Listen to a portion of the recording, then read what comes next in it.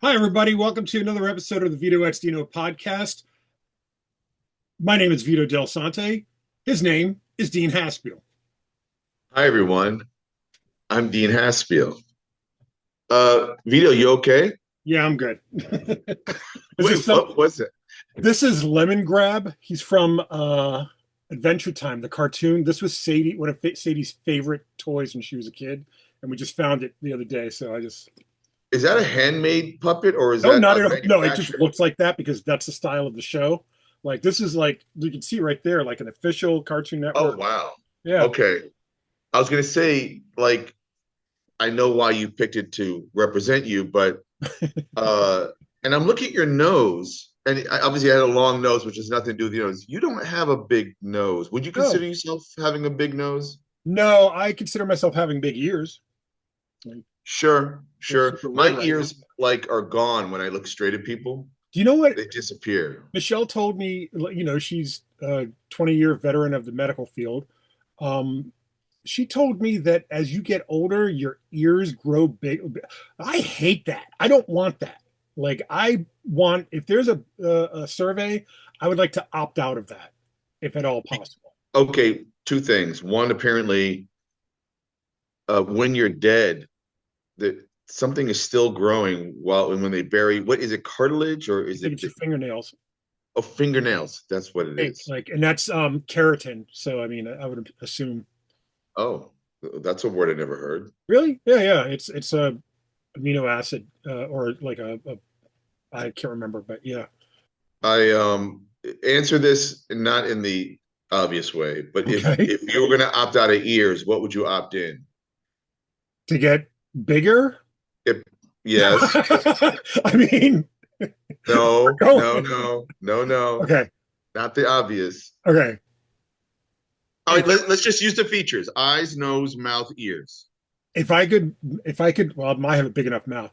If I wanted my ears to stay the same size they are now, but something else had to get bigger, it'd probably be my eyes. Like I'd like to see better, that's for sure. I wonder if bigger eyes allows you to see better. I mean, I do know that when I'm in a room with that's brightly lit, Yeah. it's obvious that you see better, but it gives you more focal access, I think, you Oh, know. yeah, yeah. I mean, Jen right now is going to mention this later, but Jen, this is her first official day at the Atlantic Center for the Arts for the next 3 weeks under oh, residency. congratulations. Pretty awesome. Yeah. And she was like, I live like a mole. I'm a mole in my studio because there are no windows. And like I had shared a studio with Whitney, you know, in a room for over 3 years that had no windows, and Yeah. I totally sympathize. And That's so rough. she landed in Florida, and she was like, "It's so bright here. Yeah. It's so much light, you know, because of the sun and everything else." But yeah, she's at ACA. And then there was going to be something else when you just said opt out and opt in, and now I'm blanking. Okay, this is All old right. age. That's how Yeah. it works. Maybe bigger brain. Uh, A bigger brain doesn't necessarily mean you having capacity. That's not how it works. I don't think so. I Oh, mean, can't they find parts of your brain and cut something out to, and it does, there's very specific sites on your brain that do certain things, yeah. right? Yeah. So, and what about, it always breaks my heart when I hear about people who die from an enlarged heart or a heart that gets Oh, yeah. bigger, Yeah. and only because of what a The heart sentiment. symbolizes. Yeah. Yeah. The So, poetry of it. yeah, exactly, exactly. So, anything for 68? No, This except my is no, brother was born in 60. 68, we're talking about being old. That's pretty much it. Yeah, yeah, basically. 68 Okay. is pretty up there. It's not you know what's funny? My mom is 20 years older than me. So she'll be 73 this year. And I don't know, like, I mean, obviously as you get older, your perception of age changes. Like you used to think, oh, that person's so old, and they were only like I think about my grandfather on my dad's side, and he was only like 60 something when he died. It's like wow, Mm. like so young, like And that really is young. I mean, and and especially obviously when anything when you underneath that get to, age is young, but 60. But then again, like what during the pyramid people 19 years old, 20, that was Oh, like even old up until the age. Renaissance, like the Black Plague probably wiped out a bunch of people, but I mean, like the age expectancy was probably in the 20s, if that. Like, That just made me do some math in my head. Like people died younger, which means it took longer for people to figure out how to build things and technology and stuff. And the more people we have, the more technology we have running rampant, yeah. right? It's become more Dr. Frankenstein's than ever before, like doing all kinds of amazing things and unholy things, I think. Well, yeah, think about population control and stuff like that. Like people were dying younger, so they just had to keep cycling. Like imagine how fast you have to live your life to be a productive member of society then. Like Exactly. That's if the life like expectancy is like 30, you have to right. procreate by the time you're 19, Or if not the minute younger. you can procreate, Yeah. right? That's Like they still honor that, like in that age, like it's 16, like or 14, in like with Georgia or something. amongst other places, yeah. They But like, still honor the old ways, yeah. It's But like, I can't imagine if I had like I thought I was, was pretty sure that everything that I did was late in life, and it is. Like I didn't publish my first comic until I was like 30, maybe 27, Mhm. um, which was with you and Right. Gabe Soria. Uh, and I got married at 37. Had Sadie, my first, at 40, and James at 42. So I mean, I'm very thankful that I got to live life, like have some years under me before that. Um, do I wish I had kids younger? Maybe, it'd be nice to be in relatively no pain to like hang out with them and stuff. Thankfully, they're both video game nerds, so they both will just sit and play video games, and I can sit with them. That's Hmm. not painful. Hmm. I mean, Hmm. James doesn't. James has no interest in sports whatsoever. Oh, He's really? like, he wants to make his own video games. He wants a YouTube channel. I'm like, cool. We will do that. I will do that Right. all day, all night. Right. Right. Right. Man, it's funny because like I was talking to my daughter Ruby, and I asked, "What do you want to do when you grow up?" And she said, "I'm going to play video games." And it was kind of a quick answer and a non-answer. And I'm looking at her like, "Wait, what does that mean? Do you mean literally playing like?" And of course, I'm going back to when I play games. You mean like playing Atari video games, like on the TV, like, or do you want to test them, or do you want to create them? Like the conversation didn't get too far, but like I don't play video games. I have nothing against them. Hmm. um, I also don't read comic books 9 hours a day. Like I think some people who play video games probably do, like Yeah, that's true. But I mean, probably spend 9 hours a day making comic books. yes. And so I am sitting and not being physical and sportsman-like or anything, and a lot of people's Right? jobs are You ride sitting. your bike. I don't want to hear it. You ride your bike. You walk a lot of places. Sure. Um, Sure. you get physical. I mean, I'm walking at my job. Uh, it's funny because I wear like a tracker, like Mm, a smartwatch, and mm, it'll track my steps. And the thing is, it's only going to track your steps when your arms swing because it's assuming that your gait, so, but I push things a lot and I lift things a lot. And so it won't track those as steps. So if I'm looking at my watch and it says, oh, you did 8,000 steps today, I'm like, I know I busted past 10,000, which is like, oh, interesting. like a regular strenuous day. Um, Interesting. But the way you described that, I was immediately thinking about Michael Myers and how I don't think he swings his arms. So he wouldn't even register so until he's stabbing somebody. going back to video games, my kids downloaded this video game called Tamagotchi Life. Um, I forget what the subtitle is. It's a remake of an old Nintendo game, and it basically you create. It's like playing Sims in a sense, which I'm sure you're familiar with, but there's some nuance to it and stuff. So they had unlocked this ability in it, and it's like, how do you want this character to walk? And I said, and one of them was like, walk without arm swinging. I was like, no, that's creepy. I cannot like, like, That was literally like a box you could check off. yeah, Walk yeah, without arms swinging. yeah, opt in.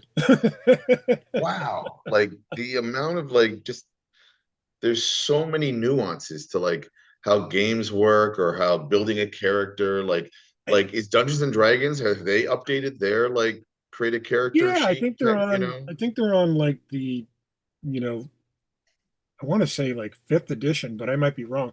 I know that a lot of board role-playing games, they go through, like, I wouldn't say test phases, but like they'll go through like a couple of years of doing one edition, and then Mm. through the gameplay and like feedback and stuff, they'll get back, oh, I wish we had the ability to do this or whatever. In terms of video games, I think, and I can't say this unequivocally, but I think that there's this customization.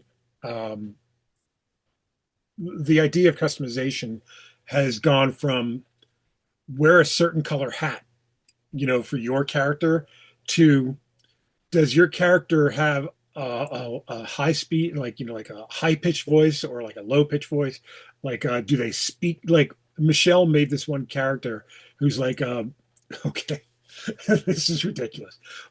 I made this character the other day for the kids, and his name is Tommy's dad. That's his name, Tommy's dad.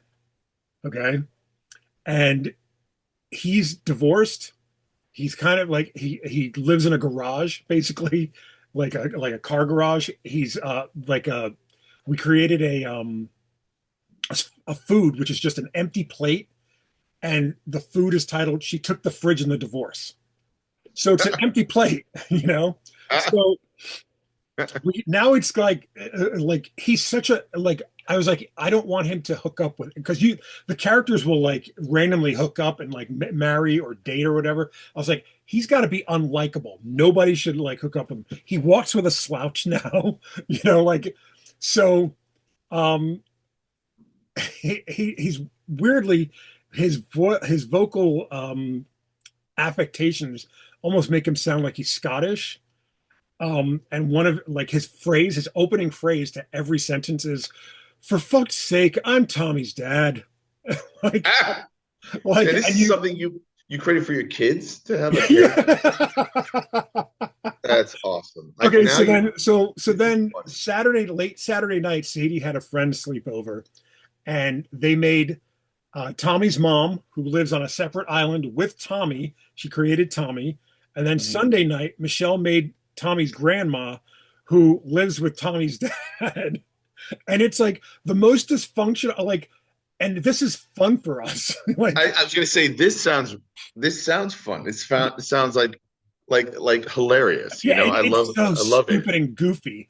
And, it's not like, sure, you can say, oh, this is sweet, this is bonding time with your kids and stuff, and it is, but Sure. we're trying to do is make the other one laugh, you know what I I mean? mean, outdo each other or Exactly. as what we would be doing if we were hanging out like, at the bar or, Yeah, exactly. or in my studio at the couch after we're going to play some board games and we just, it's funny because there were a couple of guys this weekend and I'll get to it later at Ithacon where like I only see them at Ithacon. So it's Yeah. once a year, right? And I take the piss out of some of these guys, right? And I'm like, and I have to remind them when they're looking at me, I'm like, oh no, I'm dissing you because I like you. Like I'm making fun of you because I like you. If I didn't like you, I wouldn't attempt to make a joke about you. Yeah, yeah. Right? So please take that to heart, kind of thing. Um, I wanted to before we get to Ithacon and this comic book cover I sent you, I wanted to and then there's a lot of people that were at Ithacon. There are going to be two creators I want to talk about. You know the one creator. Let's talk about the one creator, and then I'll bring up another creator. Okay. Are we talking about Gerry Conway? Gerry Conway passed away, or at least we were told today that he passed Yes. away. I So I you know I'm very I hold writers in great esteem, obviously. Like, I wouldn't say I mythologize them, but like I have this like mentality whenever I'm writing, like, oh, I want to affect like a Grant Morrison type of meta-textual type of story, or if Mark Waid was writing this, and Mark Waid, and I've said this a million times to him on the show, etc., possibly my greatest influence in terms of the work that he does, the person that he is, I admire him a lot, and Hmm. whenever like sometimes I'll sit down and go, well, how would Mark Waid solve this problem? And now we all know that Mark Waid doesn't solve problems until the last page And of a book, and that's frightening to me, and I can't do that. But you know what I yeah, mean? Like I will yeah. put myself in, like try to think in a like I can't remember which one it was, but I did a book. I wrote something recently, and I was like, "That is the most Mark Waid thing I've written." You know what I mean? In my head, I Hmm. like Hmm. subconsciously, not trying to emulate him or copy him or Right. anything like that. But it's just like I finished writing it, and then I read it, and I was like, "Oh, that's so Mark Waid." Like, you can Sure. see the influence seeping Sure. in. Yeah, yeah, yeah. And I think about Gerry Conway, and the thing about Gerry Conway is I don't think you have Mark Waid or Scott Snyder to maybe a lesser degree. Kurt Busiek, definitely. James Robinson. I don't think you have those guys without a Gerry Conway. And I say this knowing that I don't think you have a Vito Delsante without Gerry Conway. And Sure.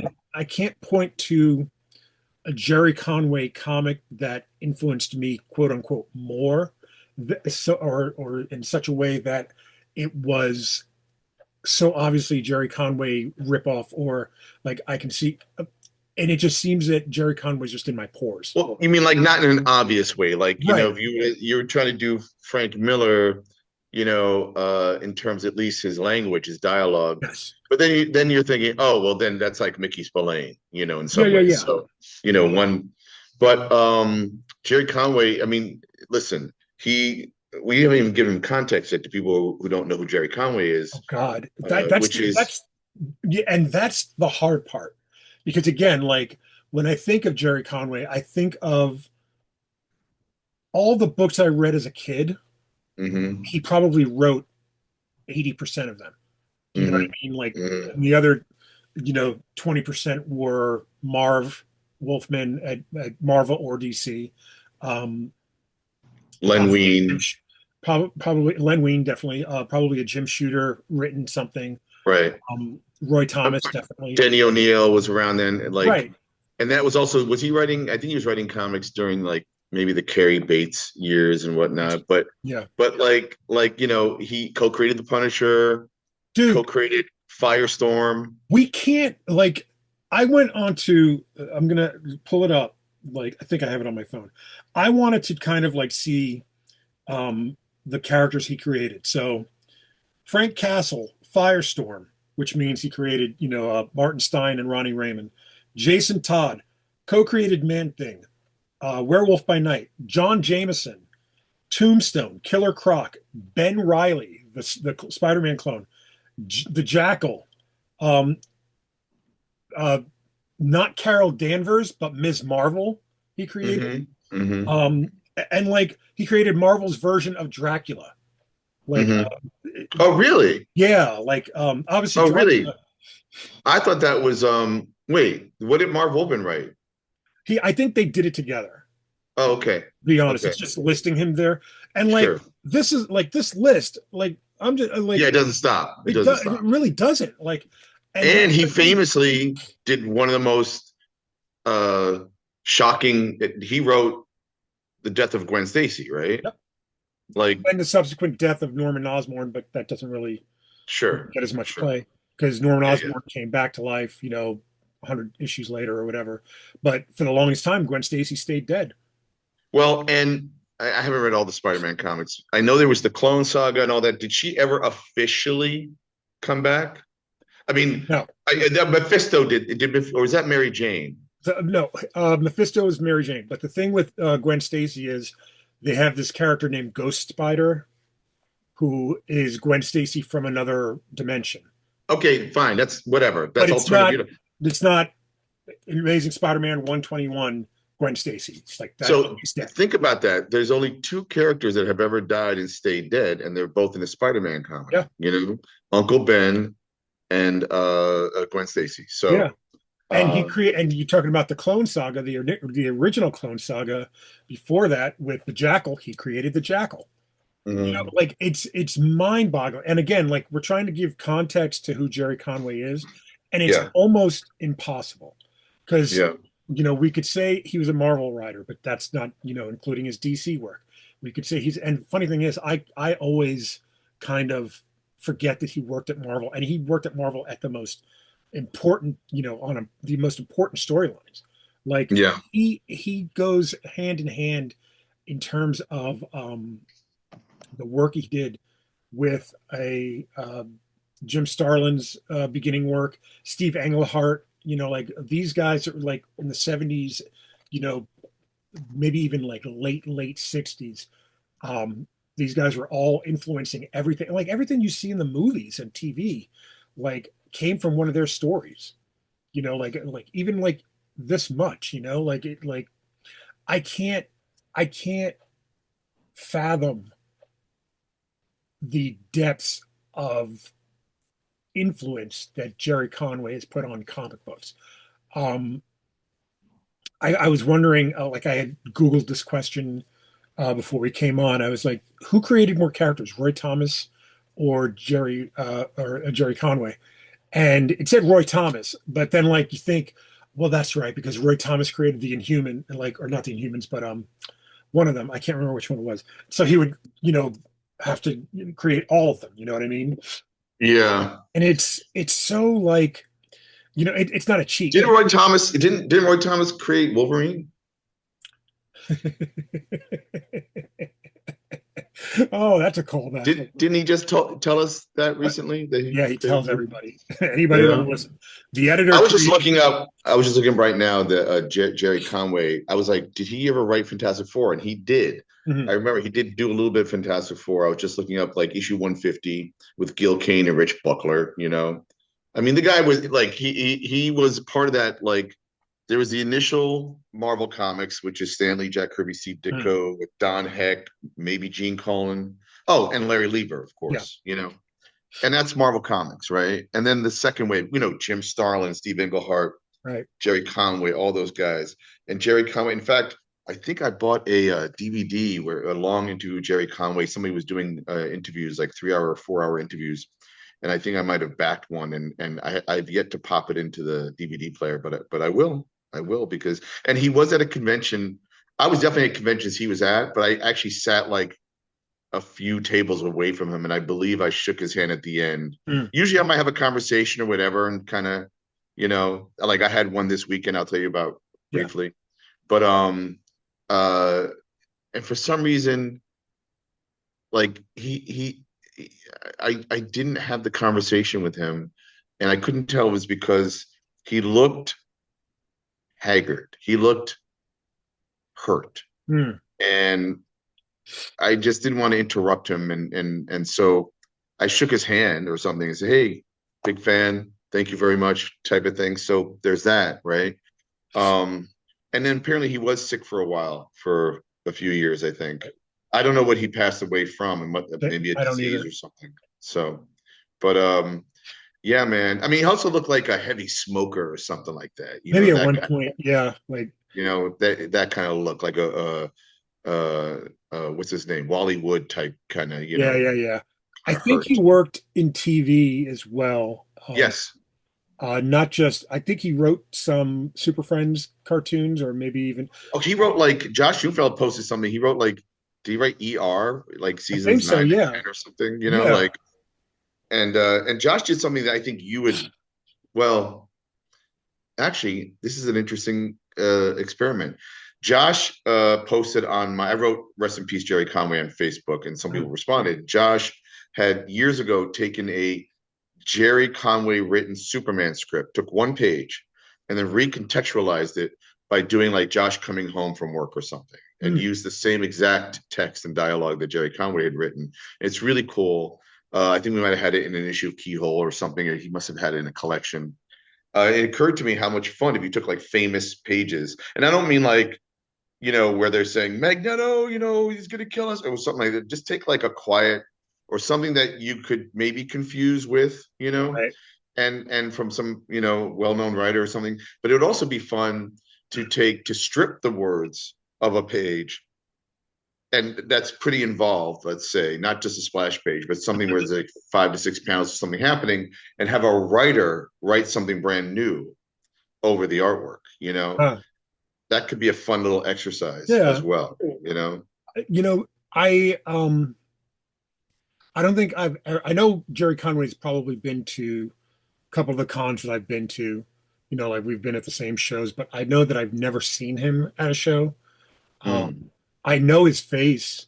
I recognize him immediately. You know what I mean? If I remember I was in, I think, Long Beach, and I was sitting with Ray Anthony Height, and mm, just I had gone out to the bathroom and I was coming back, and as I was coming back in, I saw Len Wein and Marv walk in, Marv Wolfman, and I was like, I know exactly. Like I've never met them, and it's so weird. Like I was thinking about uh, uh, Ken Russell, the director. mm-hmm, Um, I've been listening to this podcast, and they mentioned Ken Russell. I was like, I would not be able to pick Ken Russell out of a lineup. And it's mm. like when you think about movie directors, you almost never see them unless it's like an award or if they're being interviewed or something specifically. Like you don't like. I feel like Scorsese and that breed of directors, like from the '70s, are when you start getting these kind of, I don't want to say celebrity, but like kind of like these faces with names. Well, they And also appeared in the comics sometimes, yeah, like yeah, like like letting, yeah, the George Perez and Marv and Marv, Len, and Stan and yeah, I'm Jack. sure Jerry Conway showed up once in a while, Vito like was in a shadow, that's right. like That's where his right. back was to the camera or whatever. But like, you know, it just dawned on me that like I could have picked him out of a crowd, and yet I know that I would never walk up to him. Like which is sad. Like I appreciate the man's work so much, and I feel like I could not approach him. And part of it is I will tell this story one day on here, but I met a writer who I had always considered a hero um, at not a convention, but something similar. And it was such a bad experience. And a lot of people were like, that's such a rarity because that person is really nice. And I'm like, treated me like a dick. Like I stole food out of his plate because I said I was working on a comic that they were, maybe famously, this might be saying too much. Um, but it was such a terrible like interaction. And I can tell you, like, it feels like to me that generation of writers, I don't think I could approach any of them really. Um, Huh. I'm the yeah, exact opposite. Unless I don't like somebody for whatever reason, like I'll go up to anybody that like brought, something to my life, yeah. entertainment or more, and thank them and I've done that appreciate with them. artists. I did that with Dave Cockrum many, many, many. First convention I ever went to, I did that with Dave Cockrum, but I don't know that I did that with um oh, it's not Marshall Rogers, but it was another Batman artist. Um, I can't. Back in the 70s, artists? Yeah, it wasn't Jim Aparo. It was something with an M. Um, I can see his face and I can't think of it. But I went up to an Right. artist for some reason. I'm always able to do that with, but with a writer, it always feels. I always feel like they think I'm stealing something from them or something, or Mm. and I don't feel that way about like I say this all the time. I don't gatekeep anything about comics with anybody. Um, if you want to know how I do something, I'm happy to do it.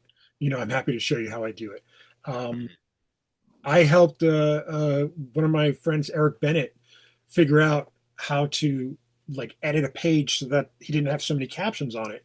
And I said, "Don't you have an editor for this?" And he's like, "Yeah, he doesn't really do this." It's like, "What kind of Mm. editor is that?" Like that's not Mm-hmm. that's not Mm-hmm. what an editor is supposed to do. You know, Right.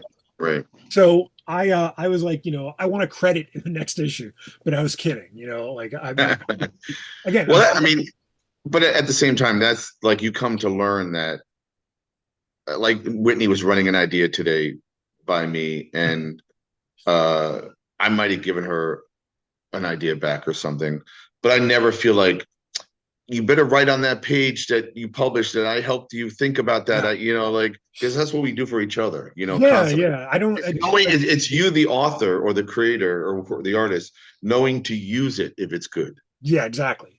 That's the job, I right? Like, I was talking to Steve Walker today about me going up to the Art Students League cool, to do like a week of classes or something, and nice. we're kind of bending about like a kind of like a pseudo itinerary slash syllabus, but nothing to like I don't want to just take questions, and I don't want to not teach. Do you know what I mean? Like I want to be able to give them something and have them give me back, and then have this kind of go back and forth. And you know, I just wish I could get over that. Like I wish I could like get over the fact that like I have these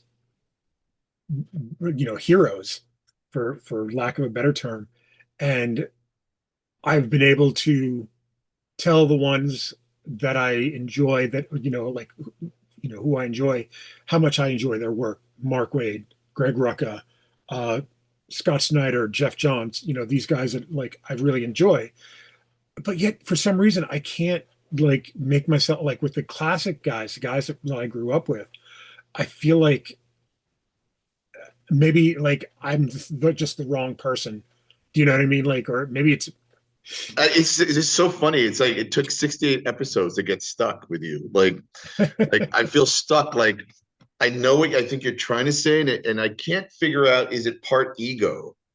Is it part fan? Part I think that's a lot. worship? Part am I good enough? Imposter syndrome? Is it? Right. It's so many things that are like complicated in terms of, I remember the first time, I don't remember it, but I can imagine like the first time that, you saw that row of names, right, at the bottom of a comic book. Mhm. And then there's like, wait, I just met Danny Fingeroth, who was the editor of a comic.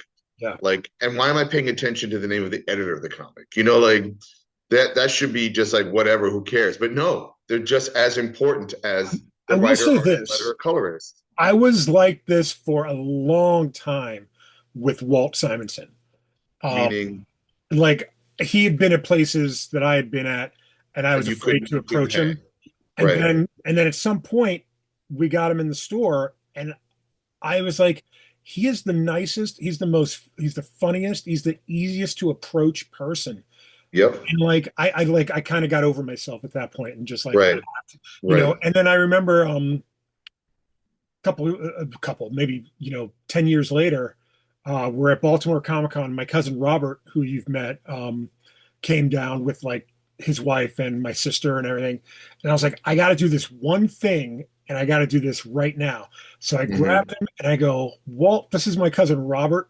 He's always been jealous that I knew you, like that kind of thing. I was like, but now he knows you and you know him, and now it's like we can all move on. And Walt was like, That's funny. but you know what I That's mean? Like the amount of Saturday nights past midnight, me and my cousin Robert reading comics and drawing and like sure. looking at John Romita Jr. and Walt Simonson and all those X-Men artists of those Brett Levins, from those years. Sure.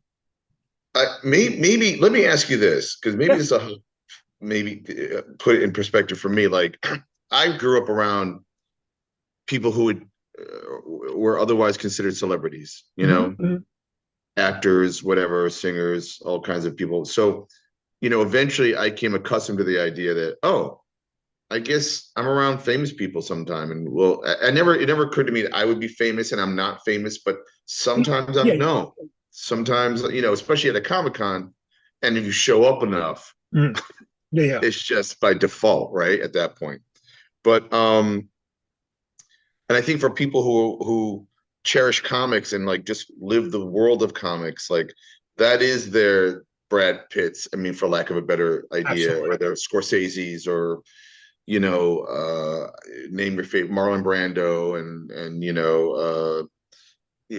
name anybody, like that are considered like these big, Hollywood. So that there are Hollywood in a way sometimes, Mhm. these guys from the 70s and the 60s and the 80s, and whatnot.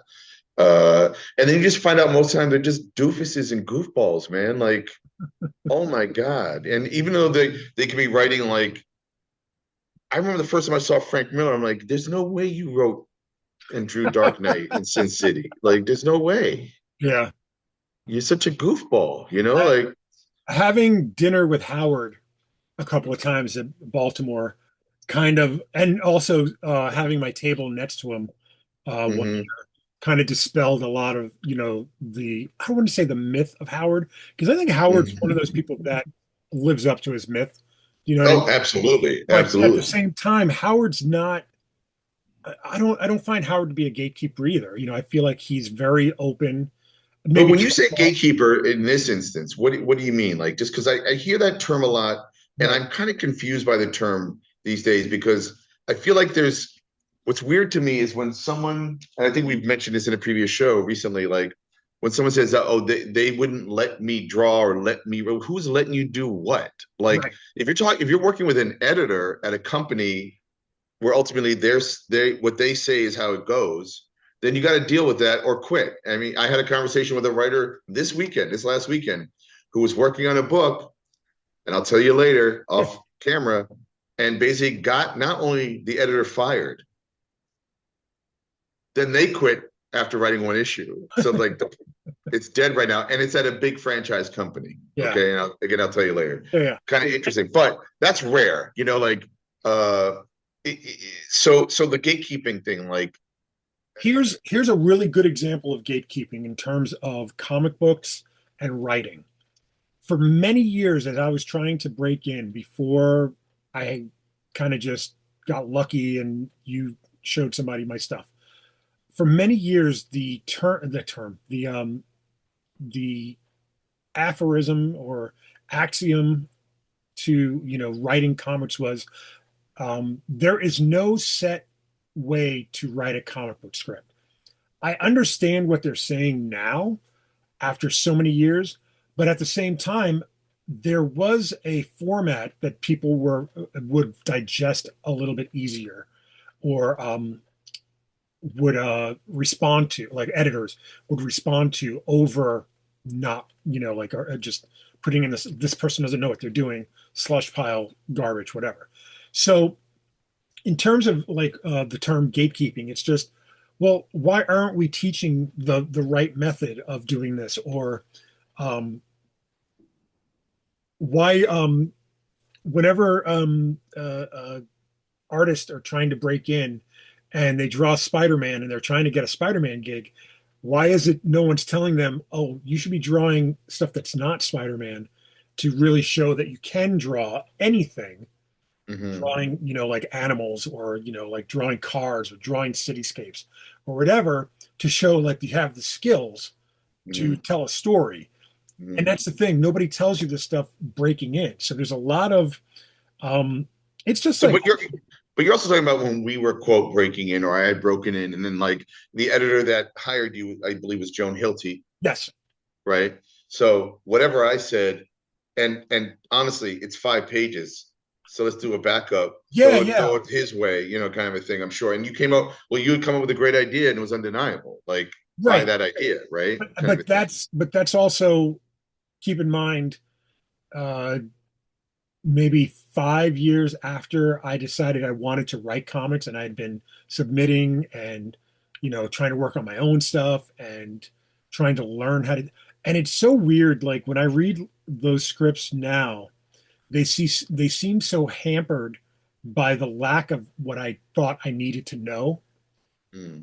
And now I feel like I'm a little more free. Have a I don't have a set way of doing a script, because sometimes I'll hear all the dialogue and I'll just write all the dialogue, then go back, break it into panels and I'll break it into pages. And But like, what matters is that when you deliver the script to the artist,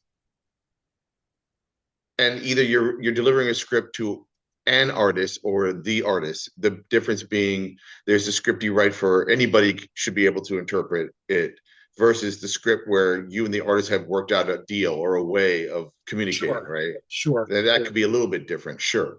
But like whatever your process is, at the end of the day, we don't know what that looks like. It just here's the script, right? Okay, but I feel like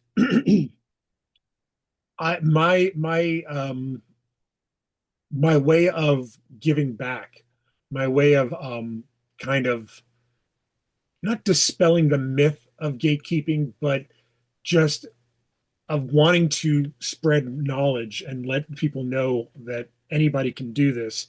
It's not rocket science. It's just what makes you special is the story you're telling, if it's unique to you, and if you tell it clearly. For example, I love the guy. I've mentioned it to him a couple of times, and he's just like he kind of doesn't believe me. But one time, I met Eric Larson at a very early convention that I went to, and it was right after I moved back from Seattle. And same convention, I met Chris Batista, who became a friend many years later. Jimmy Palmiotti, who became a friend many years later. Same with Amanda. I met Jim Shooter at that convention for the first time, first and only time, and I met Eric Larson.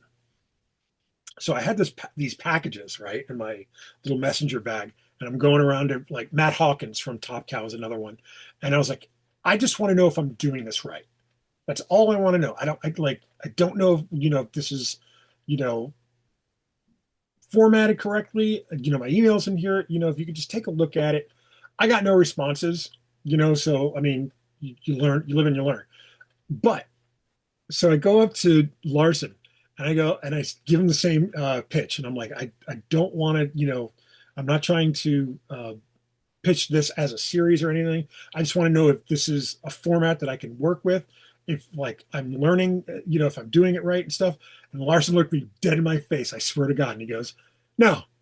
And I go, and I was like, my heart, my chest fell. And I was like, oh. And he goes, and he knew, and he could, and I could tell he could see on my face that I was just like stunned. He goes, you got to understand, I write stuff too, so I don't want to look at your stuff and then all of a sudden be influenced by it. Absolutely. And number one, it's Absolutely. 100% in the right to not do Yep. that. You know what I mean? Yep. Like anybody could.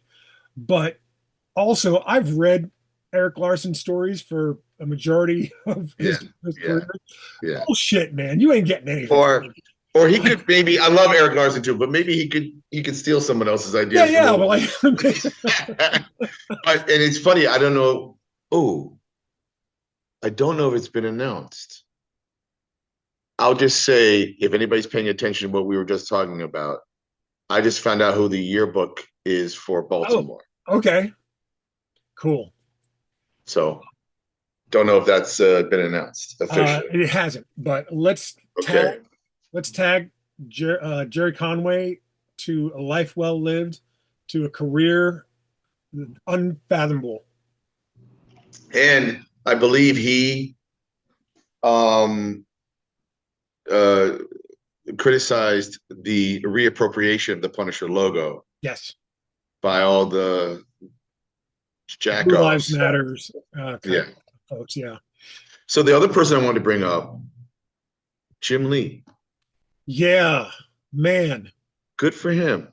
yeah. You know what? Number one, I he's another guy that when I met him the first time at Hanley's, I was not scared, but I was just like, Jesus, Jim Lee, like that's Jim Lee. In our industry, if you were to take a Hollywood type of, like you were saying a couple of minutes ago, like if the comics industry were Hollywood, Jim Lee is arguably Brad Pitt, maybe a George Clooney, just like the most famous of George us. Clooney, more George You know what Clooney I than you mean? think. Yeah, yeah, yeah, yeah. And he is so incredibly giving, And I used to always make the comment that the reason why Jim Lee is typically late on a book is because he doesn't say no to, like, he doesn't hasn't learned how to say no.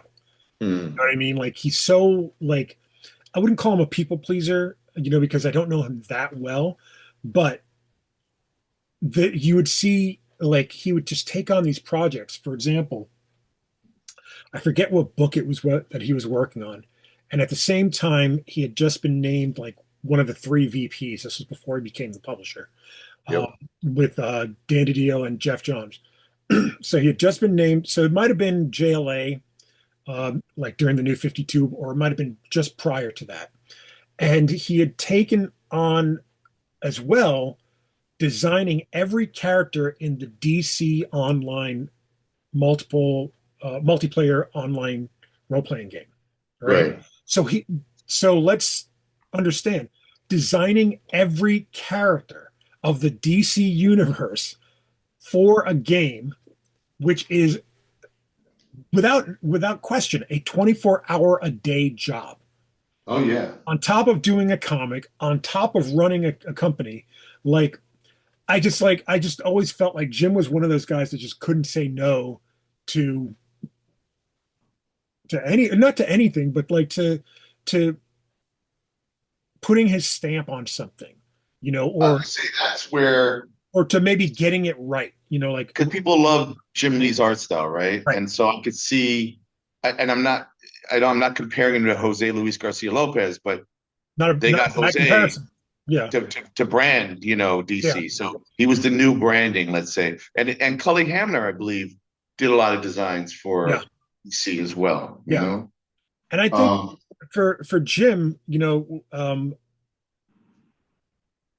being that giving and being that honestly humble, because I've met and talked to him so many times, and he's just so down to earth, oh, absolutely. and he's so giving and kind.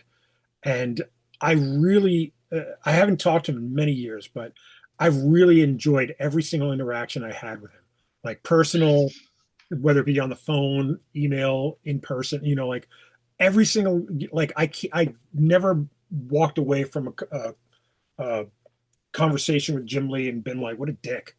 Well, you know? also because you would think that, sometimes people get big britches, as it were, Yeah, right? yeah, And absolutely. he always seemed very down to, or is down to that. By the way, we're talking about him like he died. He No, did not die.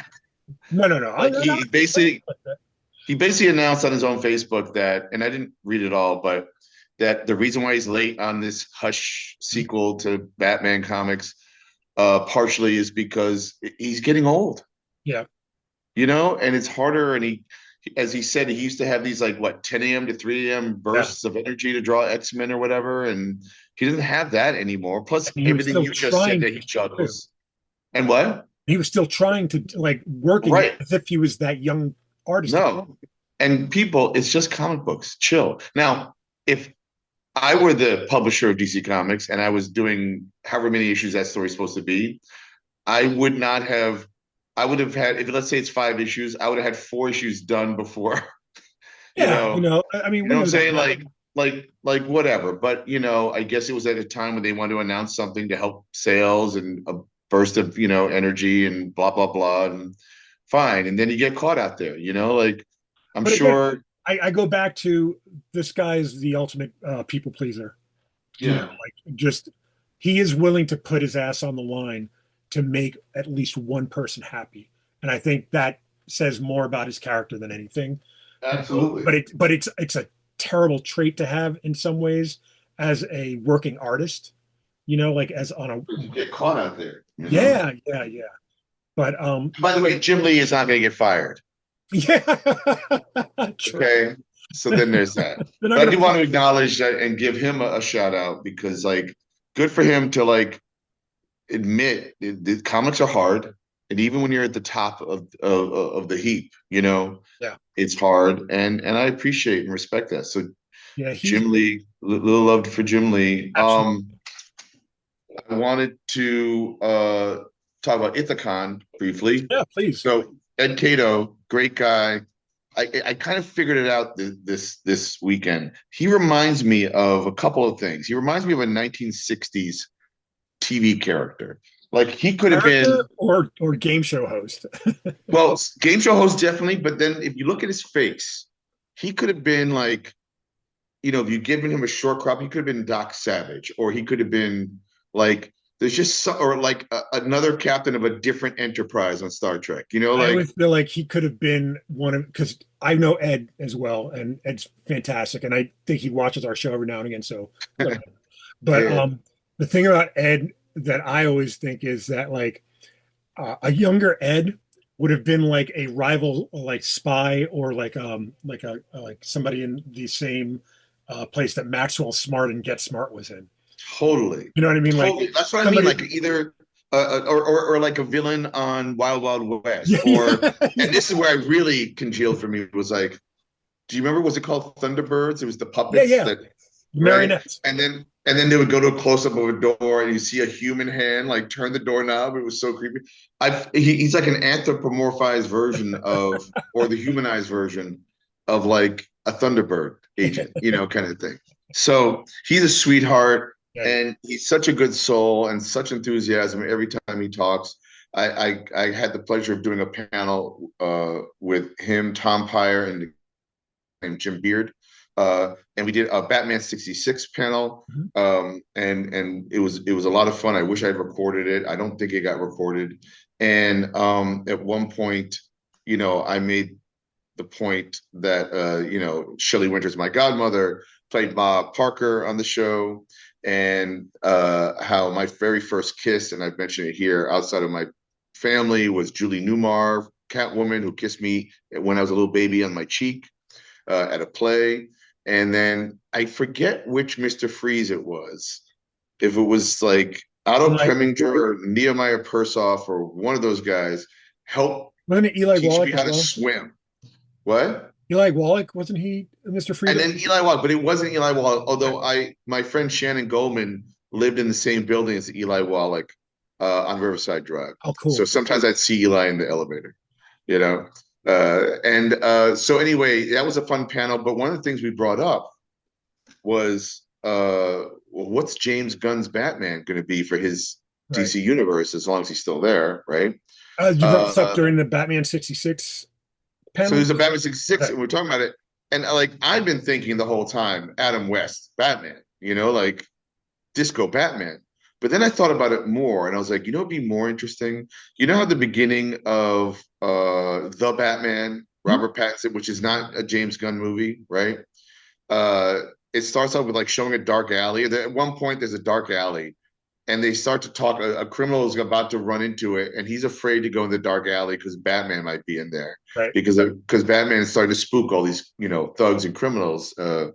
And I would love the idea that James Gunn's Batman in a James Gunn Batman movie, you'd never see him except a glint in a shadow or a movement on a roof, Oh, or you never see him. But you know who you see a lot of? Robin. Bruce Wayne. Oh, Bruce Wayne, and at the clubs, hanging out with the ladies, but getting closer to the gangsters. You know, that would be a lot of fun, like a disco kind of like total asshole Bruce like a Wayne, cab. like just totally like they. I think they've touched upon that, not in the movies, but in the comics, maybe a few times. But that was like, oh, that would be interesting to me. The I think the best iterations of Batman in the comics all kind of say the same thing. Do you know what I mean? Like there's no difference between Jeff Loeb's Batman from Gerry Conway's Batman, from Mark Waid's Batman and Robin Year One or World's Finest, uh, and there's no different from Grant Morrison's Batman or Greg Rucka's Batman. Like I think they all kind of say the same thing, and it's that on the surface is this guy who's doing the things he doesn't want to do because it takes him away from the things that he wants to do, and that is help people, prevent anyone from having to experience what he experienced as a child, and basically carry on the mission of his family, to make Gotham City a livable place. That said, I really, like what I really want out of a James Gunn Batman, and it's kind of impossible, but just roll with me for a second, is when you introduce Damian Wayne as your Robin, which is what they're going to do, Damian has to be the straight man to Bruce Wayne being kind of like, this kid doesn't know what he's talking about. This kid's like he was trained by assassins. He doesn't know what it's like to live, or to be a kid. And like that, to be able to pull that out of Bruce Wayne, that like Bruce Wayne has stopped being a kid when his parents were shot, but he has memories of being a kid before that. And he has memories of Dick Grayson being a kid in his, like, even though more or less a soldier. But again, like I look at Wade's year one, Batman and Robin with Chris Samnee, and I think there's a little bit of that there. You know what I mean? So if you have a Bruce Wayne trying to raise a kid, that's been foisted upon him, like here's your kid, he's been trained by ninjas, like, and the kid Mhm. just wants to kill, like the joke, like literally just kill and stab the Joker, and like he's got to bring the kid out of the kid, like the Well, it's interesting. It never occurred to me, and I did finish reading the Wade Samney Batman and Robin, which is great. Mhm. Uh, and the best part to me was the fact that uh, Bruce Wayne Batman is learning how to be a father, Yeah. right? How to be a dad. But that basically Robin's age is around the time that he lost his parents Mhm. and he stopped being a kid, Bruce Wayne. And he is around a kid that now that we're discussing it, I would, I mean, there's an irresponsible aspect to this. Absolutely. Oh my Like God. it doesn't make sense, right? It doesn't, and his colors of his costume is so bright, like what is going on here? But that maybe in a way he wants Robin to stay a kid, Yeah. you know, that this is playtime, but you got to be serious because you could die, Mm. you know, and that in a psychotic way, Batman is getting to live his teenage young adult years through Robin Right. in some kind of way, I mean, I think of as a parent, I think as a parent, um, and I think about my kids, obviously, and I think about how protective I was of them. Not so much like, do you ever hear the phrase helicopter parent? Yep, yep. And I wasn't like that with my kids, but like, like I was still very protective of them, but I'm very willing to let them make their own mistakes because I tell them all the time, you don't learn anything unless you make a mistake. So I imagine the freedom of being a parent of a child that literally knows how to kill in defense. I Mm-hmm. mean, and and it's your inclination is to protect that child, but then you see that this kid can fight a ninja. It's like, well, I might have the best of both worlds now. Yeah, So yeah, yeah. I think that's what Gunn's Batman should be like. And Right. I don't care really who's cast as Batman as much as a lot of people. I don't care, if it's uh, somebody like Jensen Ackles, who's on The Boys as Soldier Boy. He was in the Oh, TV show Supernatural. Like yeah, a lot of people, like they want him, and I'm like, I don't care. Like it's story. It's emotion. We gotta feel something for both of them. These are two scarred human beings that literally need each other. So hmm show me that in a movie and show me that like over 2 hours. I'll even take three. And I think you got something, otherwise. hmm A Batman 66 one, I don't like tone would work for James Gunn because It would work for James Gunn because like and in fact, you know how when Batman like I loved how Jim DeMatteis and was it Keith Giffen Mhm. and Kevin McGuire.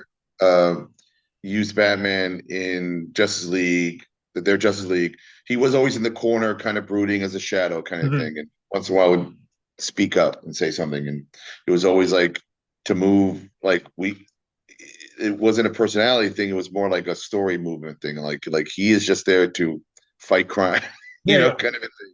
Not to hang out with that Green Lantern jerk off, kind of thing. Uh, but I would just love, I just would love like for there to be a serious scene, and then Disco Batman walks in, and you're like, what is happening? Why? Who is he think? But it wouldn't be that. So I was trying to split the difference in what I was saying earlier. Like he is the shadow in the night, Hmm. but then his mask is Bruce Wayne, this total narcissistic asshole, overconfident jerk at the club, you know, making his way through, to the top of the heap of these gangsters, and just Hmm.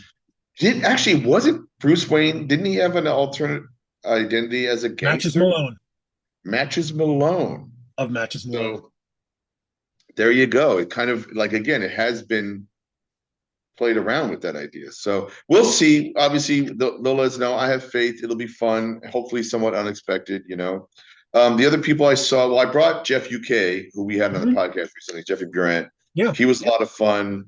Um, he just is really appreciative and enthusiastic, and that's very helpful. You gotta, especially when you're driving many hours there and back and whatnot. Got to hang out with Don Simpson, who's like literally took me hostage at the bar Friday night and like explained 200 pages worth of his new Megaton Mac. Like, dude, every few panels, there's a new idea, and then he moves on to another idea. Every couple of panels, it's another fucking copyright, or trademark Don Simpson. Like he has covered it all. It's kind of crazy. And I almost was like, I don't know how new readers could come to this. Like I question the amount of ideas that are happening, and the commentary and taking the piss out of superheroes and everything else he does is unbelievable. Yeah, It's a lot. I like to think of Don as the kingpin of Pittsburgh comics. Absolutely. No, and maybe Absolutely. and the thing is, I don't. He's not originally from Pittsburgh, but I associate him with the kind of blue collar ethos of Pittsburgh. So, like to me, he is like a Pittsburgh comic book creator kind of thing. And he's a professor. Yeah, I also happened to meet a guy named Howard Simpson, who is a sweetheart of a guy, I know the name. Why do I know his name? Uh, I'm forgetting what he illustrated, and I think he was there primarily to hawk a new kind of drawing program or something like that. If you look him up, I think he's worked for DC and stuff, but he was a real nice guy. And then Chris Condon, who we kept joking with him because apparently he reinvented Wolverine and made him like the not unknown soldier, the what do you call it? Winter Soldier.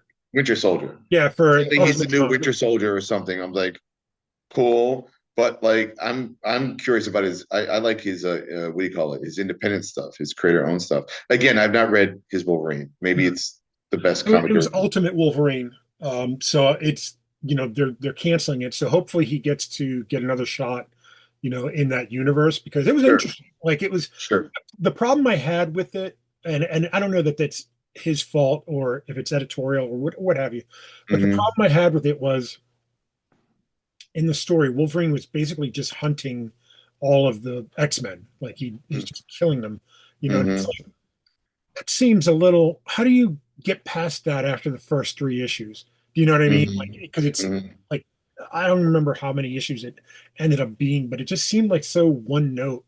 You know, Right, again, it has nothing to do with it was well written. Don't get me wrong. right, It's just, right. as a concept, I wondered how far it could go, and then they I did. mean, I'm sure he's smart enough to have maybe switched it up and Yeah, where yeah, it could yeah. continue to go. I I don't don't. know. It's the first time I'm hearing of it, Yeah, like we were getting along, and at one point he was like, let's pitch something to Marvel. I was like, okay. And like I was like, I love the thing. Let's come up with a thing. He's like, I'd like to try the thing. So I don't know if it's gonna happen or not, or a pitch will actually happen. But one note I gave him is I said, think about Wages of Fear. Now, have you ever seen Wages of Fear? Have you seen The Sorcerer? I might have. So The Sorcerer is a William Friedkin movie that is Thank you. a Yes. remake of what do you call it? Wages of Fear. Wages of Fear, right?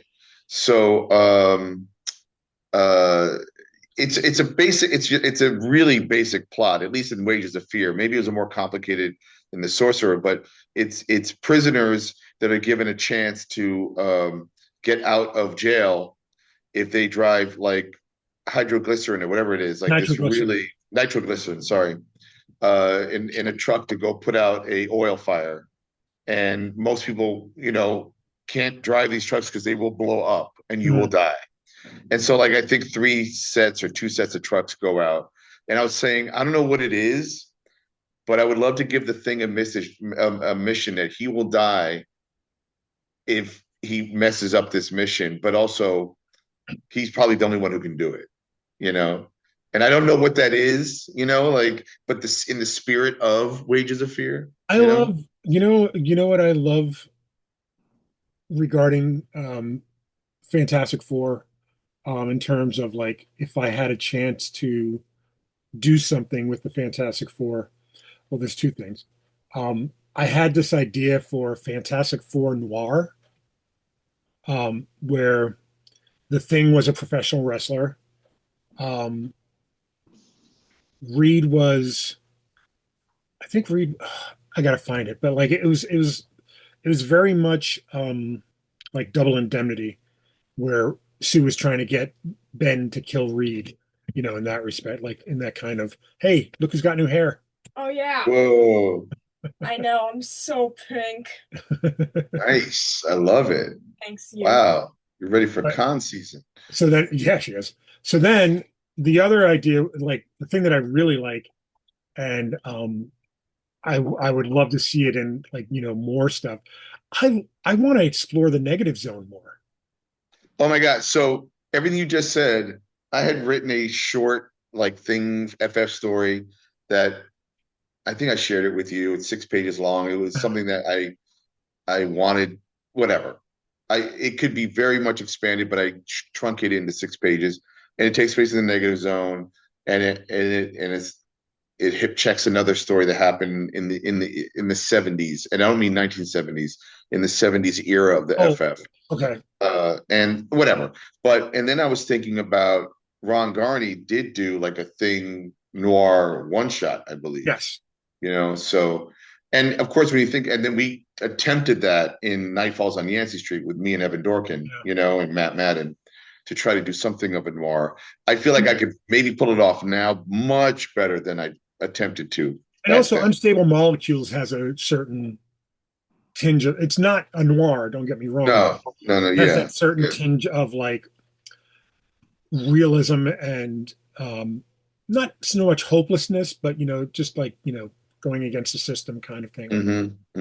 Yeah, I mean, again, that would be fun. I have a couple of ideas, so we'll see. None of this is going to happen. It's just good to. What's fun and what you would have liked is it really was like only a handful of creators, and we're all sitting around the bar talking. There was Matt Bors, who's Yeah, I been know. writing Toxic Adventure. Matt. Um, and then I got to meet. Do you know Chris Sotomayor Yeah.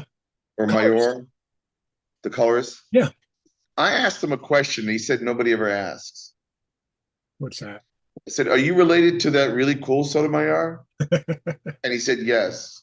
Really? Sotomayor? Sonia Sotomayor. Yeah. Isn't that crazy? I think he I mean, said it it was makes your aunt or sense. something, like or a Yeah. cousin. I forget. So there you go. At the end of the show, I bumped into Ethan Young and Steve Ellis. Steve Ellis lives in Ireland now, but he used to Yeah. live in Ithaca. It was cool to see him, and Ethan Young has become like such a He's going to incredible be artist. at Three Rivers Comic Con with me. He is with you. Yeah. Awesome. Yeah, he's really cool. And at the end of the show, and I talked to him the last year, and I just didn't get around to it this year, but shook my hand and we talked. He remembered me. Roger Stern, Oh, Sterno. one of the best Never met him. What? No, and I think One I of the probably best would comic be. book writers. He might be one of your I can't talk to him Yeah, kind of yeah. Like guys. I'm too You intimidated to know? talk to. Yeah, It's funny because one thing I did was I did buy some old comics, and we'll get to this in a yeah, second. Um, and I was like, I've been hungry to read a bunch of those Hulks I bought when I was a kid, written by Bill Mantlo and drawn by Sal Buscema, right? yeah, yeah. But then I'd come up to a part of the run where it's a three-part story, and I bought them at the show for like $2 each. Was the Hulk versus Machine Man? Ooh, They were written by Roger Stern, who drew them? Sal Buscema, Okay. you know? So I was like, and I was talking to him, I was like, I just happened to pick up, and I know I bought them when it came out, but I bought them again because I just felt like reading them, you know? And he gave me that look like, yeah, I kind of remember that. Like he's written so many Yeah, comics, yeah, it'd be hard to figure out the story behind the story, yeah. anyway. Um, but yeah, Roger Stern, and then Bob and Sherry Harrison were there as Yes. well. And so I did buy some comics. Some of them were those Hulks. I got a comic called Little Iodine. And Thriller #1. Again, I always buy Thriller because it's such an amazing comic. The Trevor Von Eden drawn Thank you. I was like, comic. it was I like forget the Keith name of the Giffen that writer drew right that. now. The Keith No, Giffen. no, it was Trevor Von Eden. It's insane. No, but who wrote I it? picked up Ann Nocenti, John Romita Jr., Al Williamson, Daredevil, Mephisto comic, like just to look at it again. Yeah, Like these things are so inspiring, even though I have them and they're all beat up and whatever. But there was this one comic I bought just from the cover alone is unbelievable. If you wouldn't mind oh yeah. putting it up for the viewers, and then I'll read what it says. And then I looked it up because I haven't read the comic yet, Okay, but I will. I will read this comic. there you go. So I don't see it. I don't think it's showing up right now. There we go. So it's Lois Lane, number 131, with a 20-cent comic. And Lois is pointing, and I thought it was a perspective issue because it is a kind of a perspective. So I'm a little confused by what's happening here. But Lois is wearing like a purple dress, pointing at a kid in green, like almost like a Dondi. well, he's like Dondi meets Under the Peter giant. Pan. He's like Peter Pan and Dondi.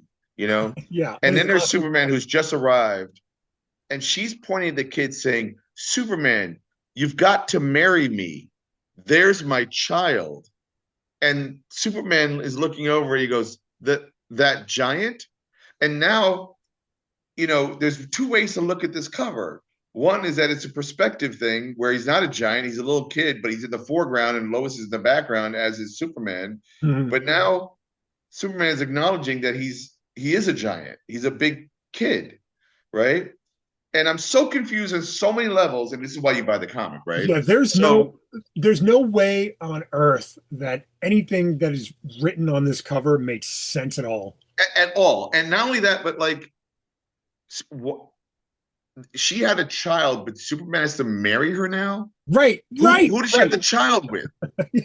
A giant. A, a or a midget or so? I don't know. Can we even say that? I don't know. But this I can't. cover was so crazy, and she had many covers like this Uh, that were bananas. So I looked up.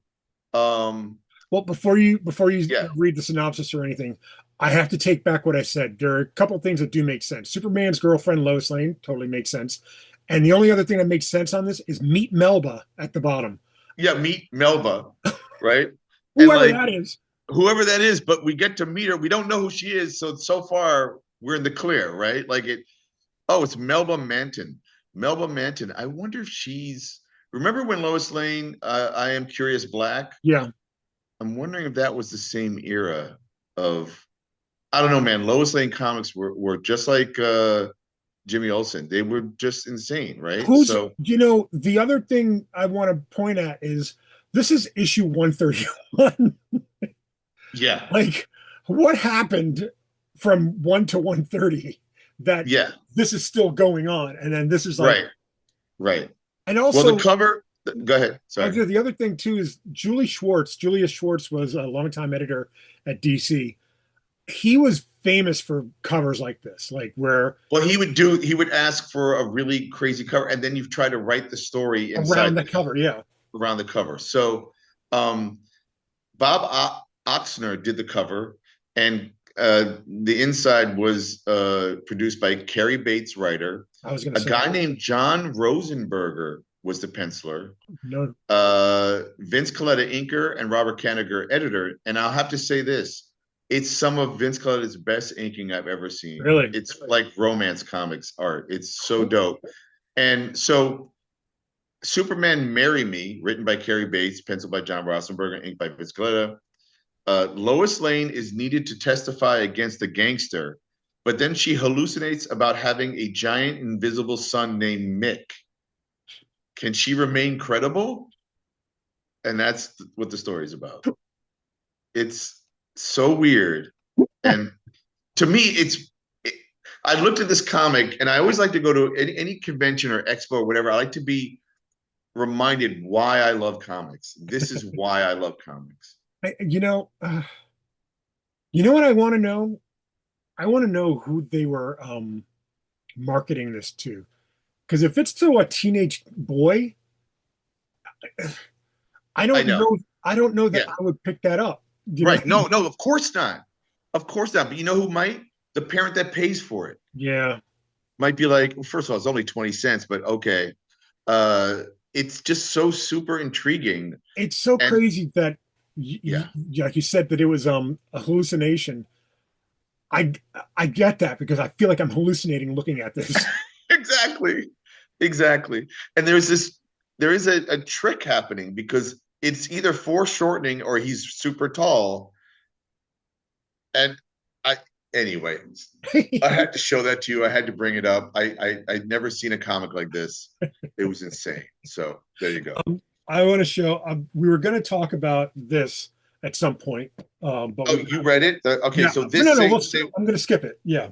I do okay. want to show a couple of other books that I picked up a couple of weeks or last week, I should say. JSA number 18 by Jeff Lemire and Gavin Guidry. There he is, amazing man, one of my favorite characters, right there. Yep. Yep. Um, There is. and this is just the end of a storyline, and it dovetails into another storyline. Um, I fear that this is going to get canceled by the time it reaches issue 25, and I hope not, because it feels unlike any other Jeff Lemire book, but it feels like every Jeff Lemire book, if that makes sense. Like Oh, weird. it's quirky, but it's not outside of the realm of superheroes, like in what we're used to. Right. But I enjoy it so much. It's also one of my favorite character teams, that kind of story. Right. Um, Right. Our man Mark, this is issue 50 of World's Finest. What a great cover by I think this is Dan Mora. Wow. Uh, 50. Wow. yeah.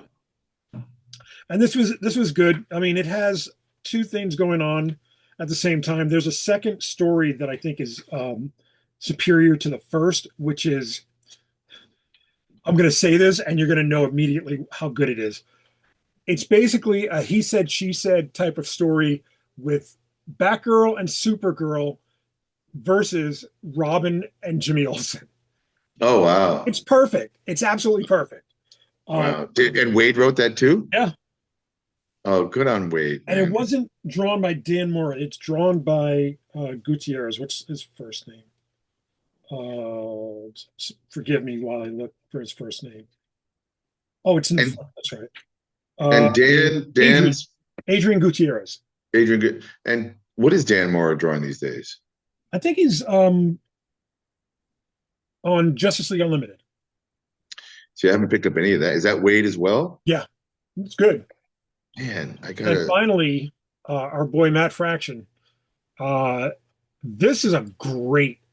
If you've never read Fraction's Batman run as of yet, this is a great jumping on point because it's told through like the title of the story is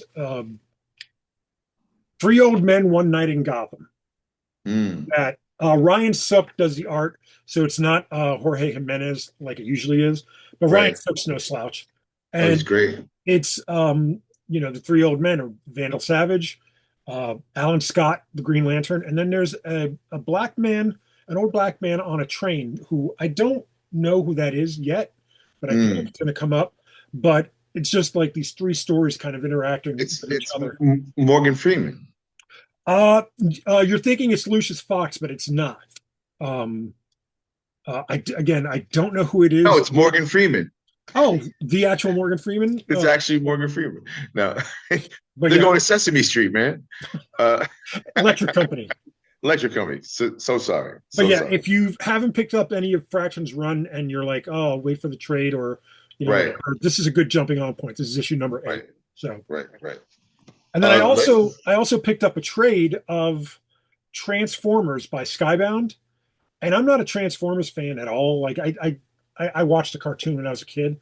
right. The book is fantastic. Like, Yeah, it is I've heard so good much things. fun, and it's like they didn't reinvent the wheel. It's very similar to what I remember of the cartoon, with a Right. couple of like differences, in terms of an origin story. But Daniel Right. Warren Johnson, just amazing. Right. Art's fantastic. There are I was showing Michelle. He does some sound effects, like a lettering in it, and it's like literally he wrote the word heavy metal or something over Mhm. art. And I'm like, I wish I could get away with that. Yeah. I don't think I Yeah. could, but very, very enjoyable. I'm probably going to go pick up volume 2 this week or next week, because this week is Free Comic Book Day. So Well, yeah, are you doing something? I haven't done that in years, I like, gotta work. I gotta work my regular job, and but that's this Saturday. Oh, well, the Saturday before the release of this yeah, episode on Monday. it just Right, passed this past Saturday, but um, right. we talking about it in the past tense. I don't have books to show you, so we'll Does it talk about it. still work? Does it do what it wants to do, which is to get people to come get some free comics, but also buy comics? I Do you can't think? answer that because I don't work retail anymore. Um, Yeah, when I go in to get like my books, it's usually on an off day, so it's not like I'm not seeing the crowd or anything like that. Um, the thing is, it's technically not called Free Comic Book Day because that was a Diamond thing, because Mm, Diamond doesn't exist. But I think it's traditionally, is what right, we're referring to it. Um, there are a couple of good offerings this year. There's a Conan, the Barbarian offering. There is, right. I think, the DC one is going to preview Deathstroke, the Demon, and the Batgirl series that are starting up.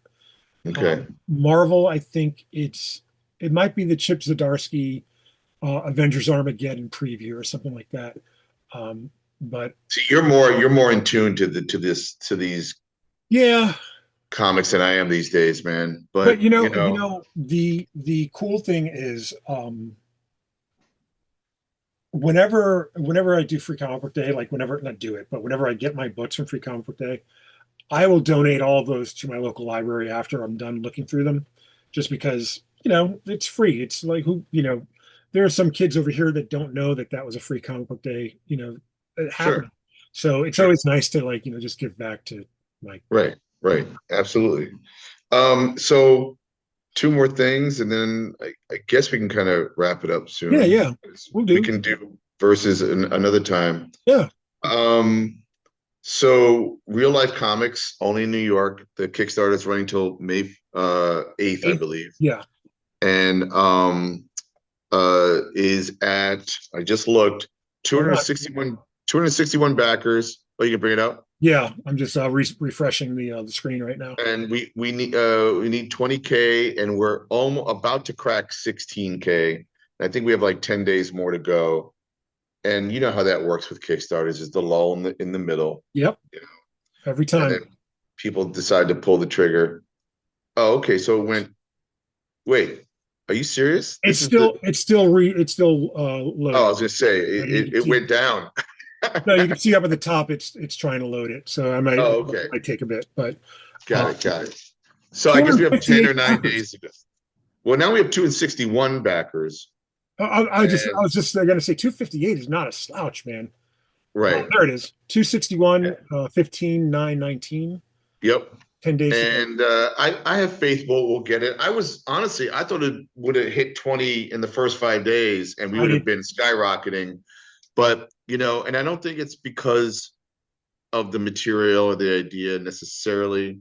And I don't mean to sound down about it. It's great so far. Yeah, Um, but I do think, people are having a harder time supporting Kickstarters or anything because of the high cost of everything else in life, that's true. I also think that I don't think that it's a hesitance or a reticence on anybody's part to Right. like it's not for lack of wanting. Um, People always wait till the last minute. You always get things Sure. like that. Something with such a high goal, especially like we'll see like more money coming in towards the end. Right. Um, Right. and it's an embarrassment of riches when you think about it. It's 51 stories. Oh, It's it's great. I stand by it. I mean, you're yeah, not going to love every story, and that's how the nature of anthologies. Boing Boing just did a little piece on it that yeah, helped. yeah. We're It's a trying our big deal. best. It's not easy, and like Doug's been doing a good job of like putting up posts where there's like teaser panels from a lot of different of the creators in here. Mhm. You and I someday will have another discussion about how hard it is to do anthologies because sometimes you work with artists or creators, and it's the same thing with theater and any kind of project that involves more than one person Yeah. or an ensemble, where sometimes people just don't promote the project. Yeah.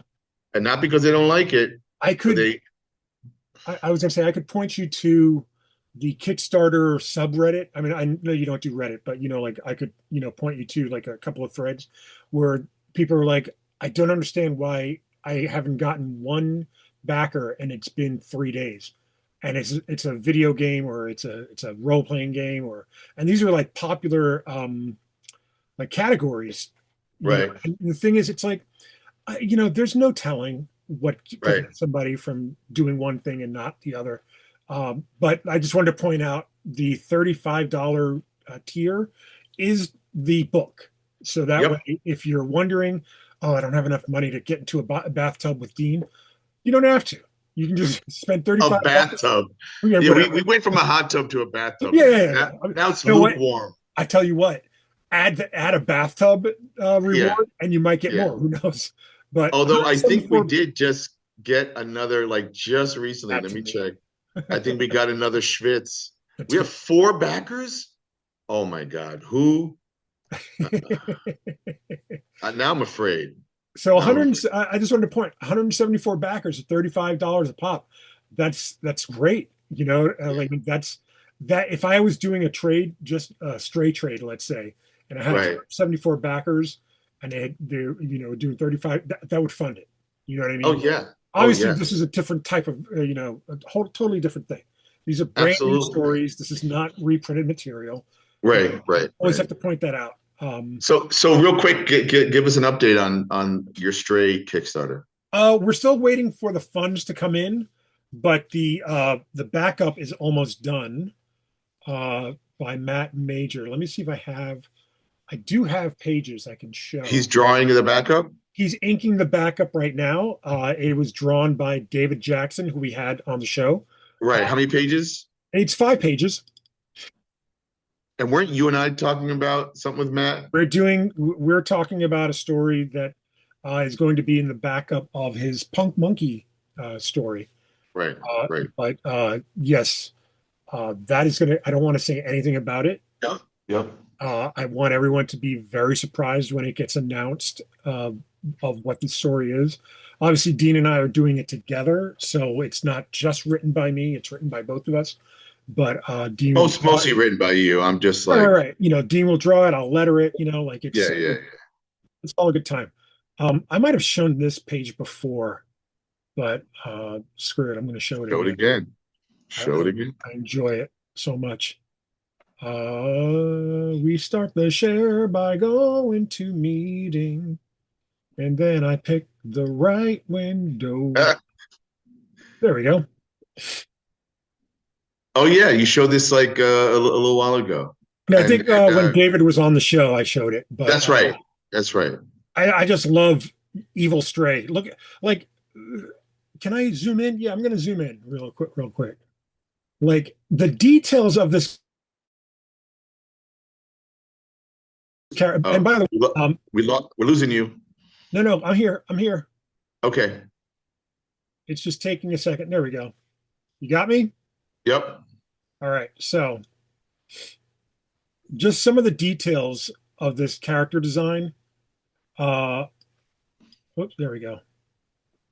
The logo's upside down on his belt. Did you notice that? Oh yeah, that's cool. And then he wears the muzzle that is actually stolen, not stolen in universe, but the idea of it is stolen from Argos, who is the villain in the current Stray Requiem story. Right, right. When you look at And again, it's so funny, like this universe building where you don't, once you know, then there's all these little Easter eggs that you can yeah, have fun with.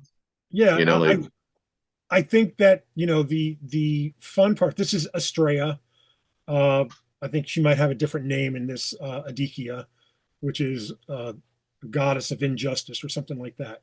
mm, But Estrella's, long-term readers will know who she is.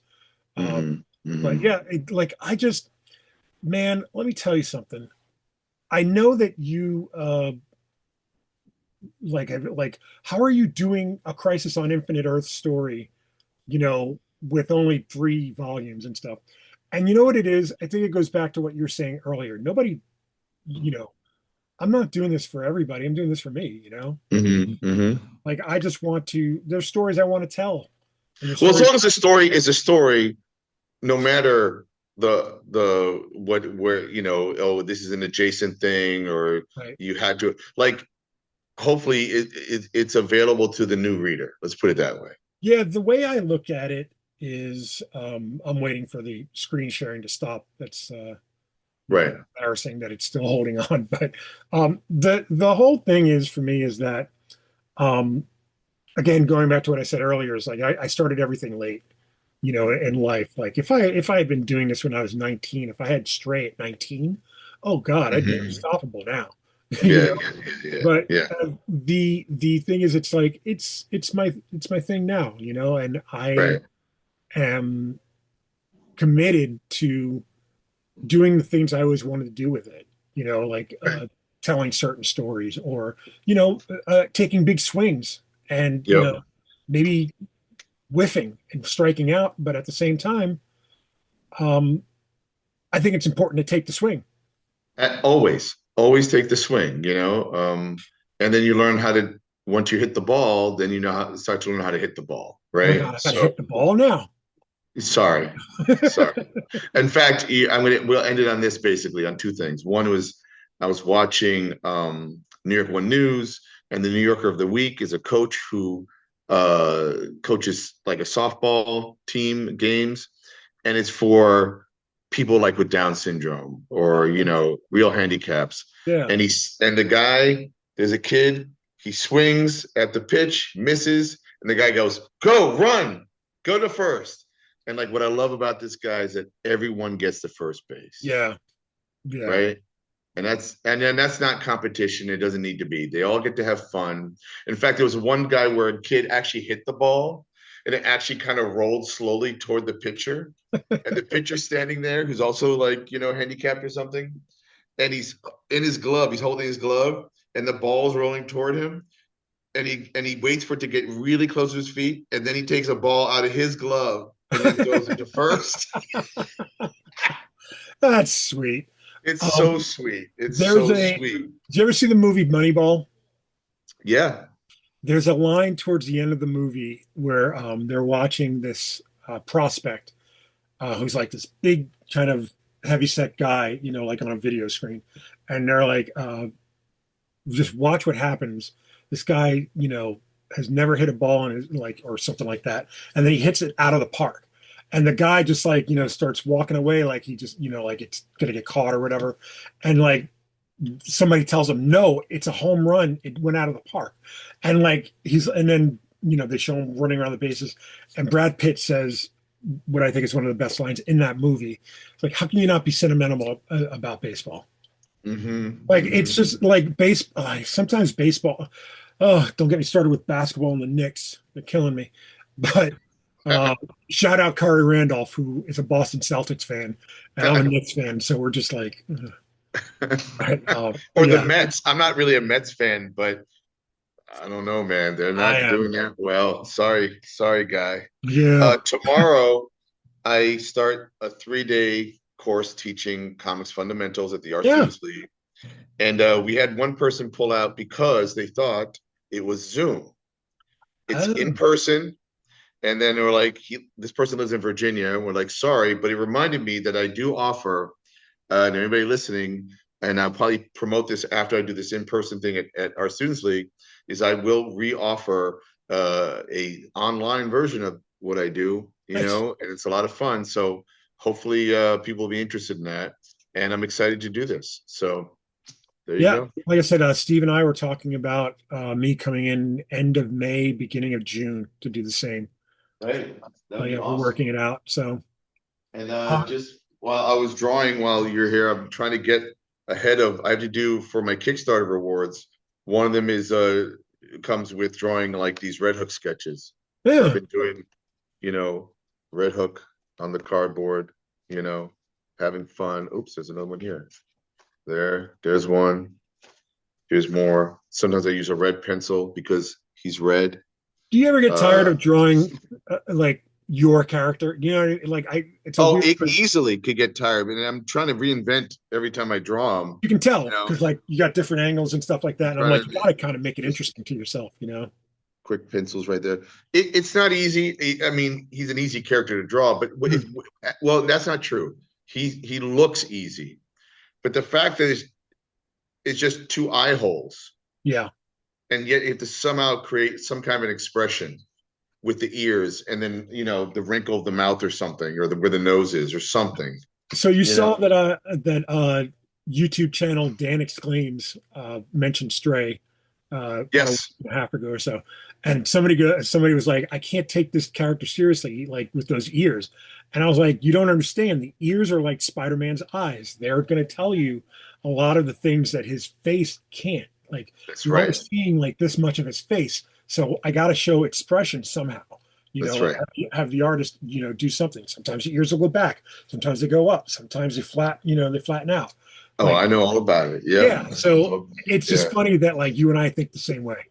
absolutely. It's another great way to express, I'm honored that, or honored is not the right word, but I'm happy that I introduced that idea to the Fox, Yeah. because that was never the case. The Fox were kind of like, I think for a while they tried to play him off to be like a poor man's Batman or something, like, you know, uh, but then I was the one that took those points and kind of Yeah. drew and then made them expressive and whatnot. Yeah. So Yeah. anyway, plus more, I think I did a little more of that with that character, having done base. And you too, you wrote a 5-pager, I I think, did. for that. So we should revisit Archie and say, hey, let's do some more. Yeah. I would love You to. know, Mike Pellerito, I got his number. we got his number, both of us. So it's time for some more Fox. All right, anything else going on? No, I again, like I want to remind everybody that we are taking donations to upgrade our equipment, mostly to get microphones because otherwise Warren Ellis will complain that we sound like we're in a mud tunnel or something like that. Um, but yeah, we do want to get microphones, and they're not cheap. So if you have the ability, I know we're asking for money for a Kickstarter. Dean is doing shows. Dean is doing lessons on Zoom. Like we're trying to, Well, raise money. this is our life. These are our Yeah. lives, So and hopefully people are being entertained, but also learning a little bit and watching the process of creativity happen, and be inspired. And I know that I appreciate it. And when I get that from other people, and yeah, then if I can throw a couple of bucks of towards something that I want to continue, that's what we do for each yeah. other. And by the way, if you can't just donate money, you're like, I don't want to just give money away. We're selling T-shirts as well. We have a link down below for our T-shirts that I swear to God, I definitely want to see somebody wearing one of these at Baltimore. That's not me and you. Because I do plan on getting you one, and I plan on getting one for myself. But I definitely want to see somebody wearing one at Baltimore. Yeah, that'd be awesome, man. That'd be awesome. Thank you very much, everybody, for joining us. As usual, we love doing this. As Dean said just now, go read some Gerry Conway comics. You can just throw a dart at a wall and you'll probably hit one.